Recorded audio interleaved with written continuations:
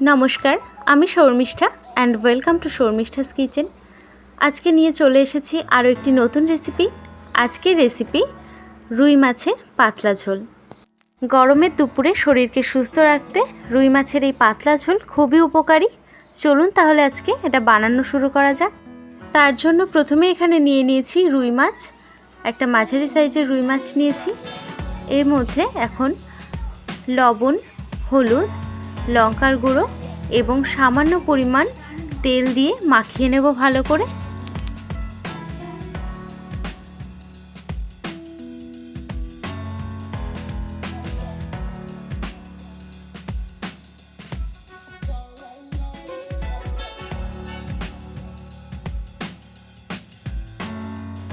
মাছগুলোতে লবণ হলুদ মাখানো হয়ে গেছে। এবার মাছগুলোকে ভেজে নিতে হবে। তার জন্য এখানে একটা কড়াই বসিয়ে দিয়েছি। কড়াইটা গরম হয়ে এলে এর মধ্যে দিয়ে দিলাম পরিমাণ মতন সরষের তেল, দিয়ে এক এক করে সমস্ত মাছগুলোকে ভেজে নেব।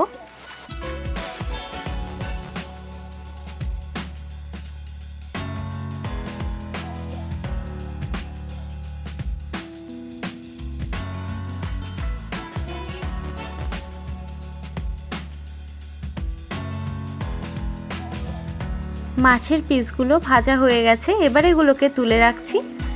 এরপর বাকি পিসগুলোকেও এর মধ্যে দিয়ে ভেজে তুলে নেব।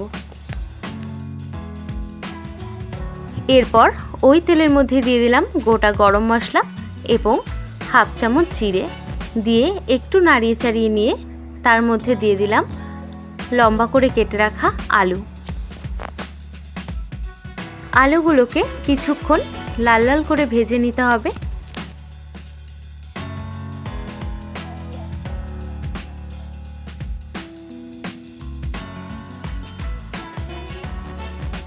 আলুগুলো লাল লাল করে ভাজা হয়ে গেছে।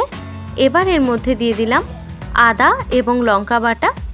আপনারা আপনাদের পরিমাণ মতন বুঝে ঝালটা দেবেন। কিছুক্ষণের জন্য মশলাটাকে কষিয়ে নিতে হবে যতক্ষণ না পর্যন্ত তেল ছেড়ে আসছে মশলা থেকে। মশলা থেকে তেল ছেড়ে এসছে, এই পর্যায়ে আমি দিয়ে দিলাম 1 চামচ লঙ্কা গুঁড়ো, 1 চামচ জিরে গুঁড়ো, স্বাদ মতন লবণ এবং হলুদ দিয়ে ভালোভাবে কষিয়ে নিতে হবে।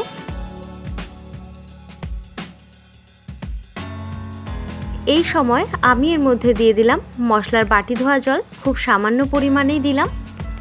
দিয়ে ভালোভাবে এটাকে কষিয়ে নিতে হবে যতক্ষণ না পর্যন্ত জলটা টেনে আসছে।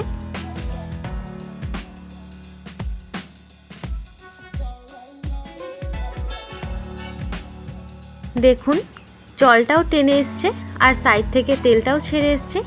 এই সময় এর মধ্যে দিয়ে দেব পরিমাণ মতন জল।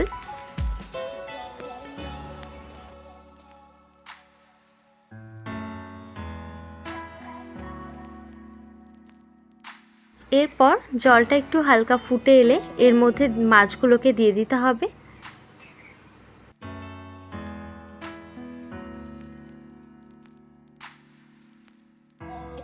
এরপর 5 থেকে 7 মিনিট মতন ঝোলটাকে ফুটতে দেওয়ার জন্য অপেক্ষা করতে হবে।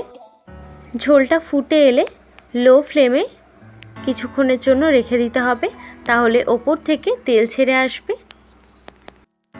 দেখুন আলুগুলো কি সুন্দর সেদ্ধ হয়ে গেছে। এই পর্যায়ে আমি গ্যাসের ফ্লেমটাকে লো করে দেব।